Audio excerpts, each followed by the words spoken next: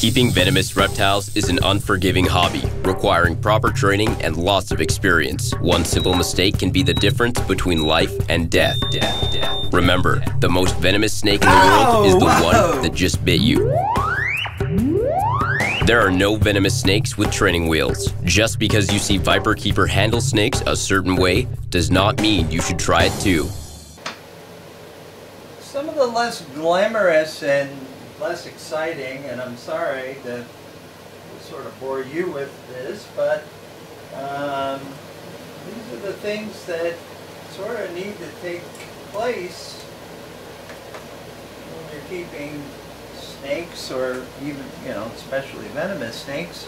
This is one of Rocket's sort of mutant babies, and we think that they're clones of her because I don't recall putting a male in there, and its cage needs to be cleaned because it's quite messy, so we'll temporarily house the little beastie in there where it can't get out. And I don't know if you can see through the lid, these guys have various deformities. They don't move very well.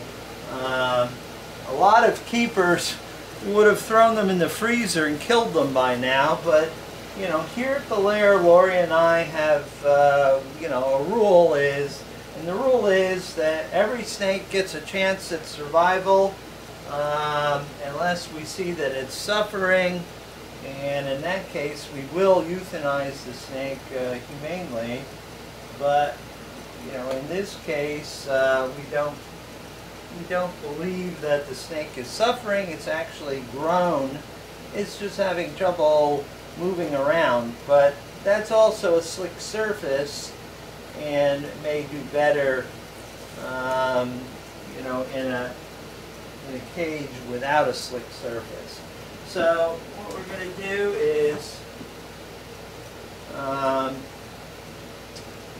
we're just going to transplant that snake into another cage, and I'm going to move the labels first. And this one is actually, no, it's number 6. Number 6 is actually starting to eat geckos on its own, and number 4 here in the bin, I'm going to offer some geckos very soon. But since I've just disturbed it beyond all belief as far as it's concerned, it probably won't eat, and I'll need to force feed it. So we're going to pause the camera. I'm just showing a little bit about watching him move about in there. He's definitely struggling, entertaining, but it's, struggling mostly. These are really sweet little snakes, and we just got soft hearts for them. We like the mom, and we really want to try to give her kids the best chance we can. Okay, the little beastie is, his cage is all ready, so I will put it back in the rack, and we'll move on to its brethren. These guys got their cages cleaned in a while. This one is one that we're a little bit more worried about because it's not shedding correctly. We're still cannula feeding it. It has a dried shed, so we're trying to get it to go into another shed cycle. So you see that the animal has water. There's plenty of wet substrate, and really made a mess of the cage. I think it's regurgitated a lot of its food that we've given it. So this one's survival is in question. So it too will get a fresh bin, and this one will use one without any air holes because it's still quite small and could easily squeeze through holes, even though we think it's not coordinated enough to do so. I'm not taking any chances. The survival of this one is really in question. And there's only there's only sort of 4 that were viable in any sense of the word, but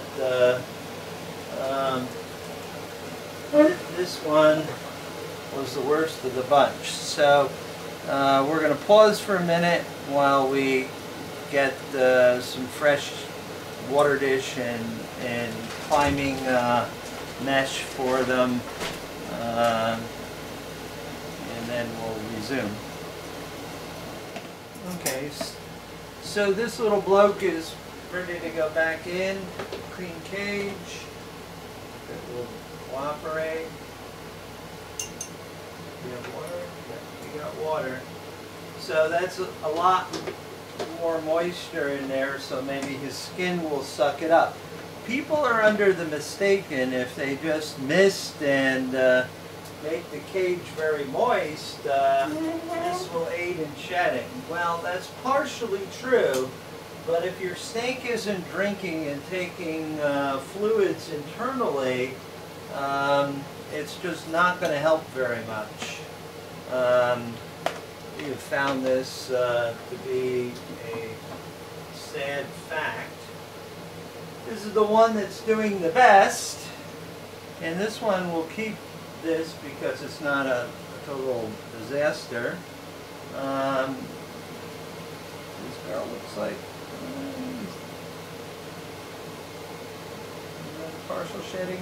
Alright, you're really active, but this one's doing the best. This is the one that has been eating frozen thawed geckos right off the forceps. So you can see she's much larger than the others.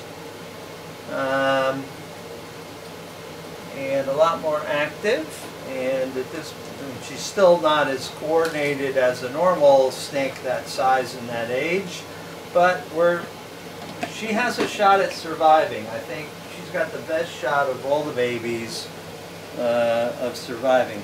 This cage is not a total disaster, so we're just going to replace the water dish and the substrate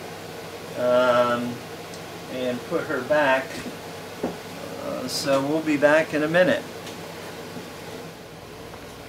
Alright. Time for this big girl. At least I think it's a girl. Put her back in there. She's not locomoting really well, but seems to have a balance issue also. But we'll give her the best shot we can give her. Got some mold growing on the tape, but I think he's big enough that he doesn't need a taped container right now. So this is a Florida pygmy rattlesnake, Cisterus miliarius. He's captive born and bred by a friend. These are pit vipers. It's a really good thing that these guys are relatively small, although they can get to 18 or 20 inches, some of them. For a rattlesnake, they have a really, really potent venom, and if they were the size of, you know, let's say a normal timber rattlesnake, let's say average 3 feet long with, you know, a head, you know, the size of a, I want to put my hands closer to the cage, you know, a normal size rattlesnake head about that big with a lot more venom. These could be lethal. You know, these give very, very painful bites, lots of local necrosis. These are well-known centipede eaters, believe it or not, as they start out as babies. Even adults, young adults will eat Florida centipedes and stuff, centipedes in the area. And actually there's a published paper where it was a the pygmy rattlesnake bit and envenomed and started eating the centipede, but it didn't quite kill the centipede. It ended up killing them both in the end. The centipede, these are just fearsome creatures. I really don't like centipedes at all. It chewed through the side of the snake's gut and stuck its head out of the gut halfway down. So it didn't end well for either one of them, but these guys primarily eat centipedes and lizards and stuff. Right now he or she is eating frozen thawed geckos. I don't normally keep you know, snakes that require, you know, antivip or crofab because of the cost of those two antivenins, and that's why you see me keep the vast majority of my snakes are foreign snakes, where I can get less expensive antivenin than I can, you know, dealing with those guys. You know, it would probably take, you know, a standard 6-vial dose of crofab or a 10-vial dose of antivip to counteract the bite by this little sucker. You know, and then you're talking, you know, about cost wholesale $2,000 a vial. So by the time the hospital marks it up, you're talking about $30,000 or $40,000 just for the antivenin. So yeah, we don't keep very many domestic snakes that require this. Oh, and we're very friendly as usual, and you bit the hook. You can't, there's a rattle down there, but you can hardly ever hear it when it rattles because it's so tiny. So we're going to put him in there or her in there until I can prepare another bin for it. As Lori noted a few minutes ago, you can see the little tail going, but you can't hear the buzz. Pygmy rattlesnakes have a very bad attitude, like most rattlesnakes. And he was sort of hopping around. He wasn't happy that we were, he was in there and we were over top of him and moving around, doing things around the table here. He's not a very happy camper right now, but he's almost ready to go back into his enclosure. So that little tail's going. Yep, that little tail's going. So we will move him over here. Oops. Not cooperating and going up when you want them to go down. So we just may do the unceremonious dump back in the cage, and you can see the tail going a mile a minute, but can't hear anything. So we'll let him settle down and return to his normal routine. He may be a bit pissy and not be interested in eating this week. But he's got good weight, and I'm not really concerned about him at all. He eats like clockwork now.